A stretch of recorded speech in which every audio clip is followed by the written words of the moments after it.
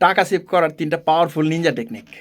Number 1, কোনো কিছু কিনতে গেলে আপনি আগে বাজেটটা সেট করে ফেলেন যে আমি এত টাকার ভিতরে এই জিনিসটা কিনবো। মনে করেন আপনি একটা মোবাইল কিনতে গেলেন, 30,000 টাকা আপনার বাজেট।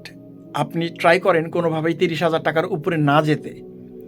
মার্কেটের যতগুলো বড় বড় প্রতিষ্ঠান আছে, মনে করেন আপনি স্যামসাংয়ের একটা মোবাইল কিনবেন, সেইখানে দেখবেন যে 30,000 টাকায় যে ফোন 32,000 টাকার থেকে ভালো ফিচার, 35,000 টাকার থেকে অনেক ভালো ফিচার, কিন্তু দিন শেষে আপনি যখন জিনিসটা কিনে ফেলবেন তখন দেখবেন যে খুব বেশি ডিফারেন্স আপনার লাগতেছে না। ওই এক্সট্রা যে ফিচারগুলো আছে এটা আসলে আপনার জন্য অতটা ইউজফুল না যদি আপনি আমার মতো বা সাধারণ ইউজার হন।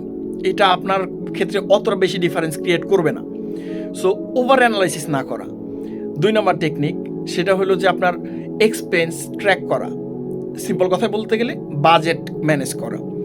আপনার সংসারের খরচ কত টাকা বা আপনার ব্যক্তিগত খরচ কত টাকা সেটা হিসাব করা, কোন খাতে কত টাকা যাচ্ছে সেটা দেখা, এবং কোথায় কোথায় আপনি কর্নার কাট করতে পারবেন সেই জিনিসটা ট্র্যাক করা। এটা খুবই ইফেক্টিভ, কারণ আমাদের ম্যাক্সিমামের ক্ষেত্রে আমাদের কোনো ধারণা নাই যে আমরা কোন খাতে কত টাকা খরচ করতেছি। আপনার স্যালারি 10,000 টাকা হোক বা 10 লাখ টাকা হোক, মাস শেষে দেখা যায় যে সবারই টাকায় টানাটানি পড়ে যায়, কারণ আমরা আসলে কেউই এই জিনিসটা ট্র্যাক করি না।